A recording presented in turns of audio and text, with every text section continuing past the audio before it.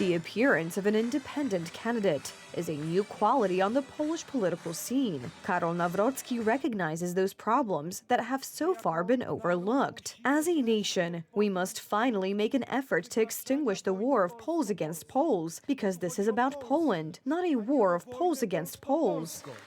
Nawrocki's apolitical nature enables him to act across divisions. Usually, politicians divide society into electorates and formulate promises calculated for that. Meanwhile, Nawrocki makes the first promise to everyone, freeing hardworking Poles from tax for overtime earned.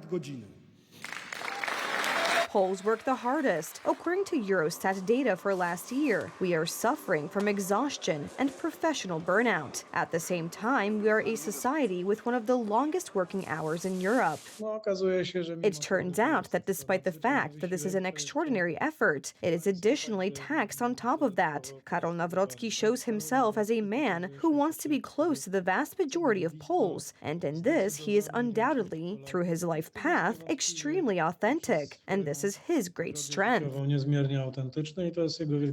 Nawrocki wants to change that. To save the welfare of hard-working Poles, I will come out with more legislative initiatives. The 20th century forced generations of Poles to work hard to rebuild our country. The memory of them was nurtured by Nawrocki as the president of the Institute of National Remembrance. It was only after the communist shackles were thrown off in 1989 that we were able to develop our economic potential. In recent years, Poland's economy has greatly accelerated thanks to programs such as the United Rights 800+, among others. Nawrocki wants to continue this pro-social policy. In recent years, we have dynamically shortened the distance of Polish prosperity in Europe and the world. This is what the chairman was talking about. However, the Poles have decided to change the government. Many of them thought it could be even better. They were misled, and it has gotten worse. Karol Nawrocki talks about fighting the establishment. He is anti-system and politically independent. As a hardworking man, he is well aware of the needs of society. Similarly, the American businessman Donald Trump, who represents the needs of the American people. Interestingly, both have made the same promise: overtime tax exemptions. No tax on overtime.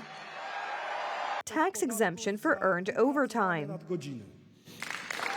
He is a man who is not from Warsaw. He is from outside the establishment. Intellectuals of all sorts or celebrities of various sorts. This has its own significance for the common person. There's a difference with Donald Trump because he's a wealthy man who was in the establishment, but he walked away from it. Therefore, this will definitely matter as well. According to experts, Nawrocki's promise to exempt Poles from the overtime tax is feasible because overtime is described in quite detail in the labor code. Introducing the provision would mean improving the lives of 43% of Poles, because that's how many people work overtime.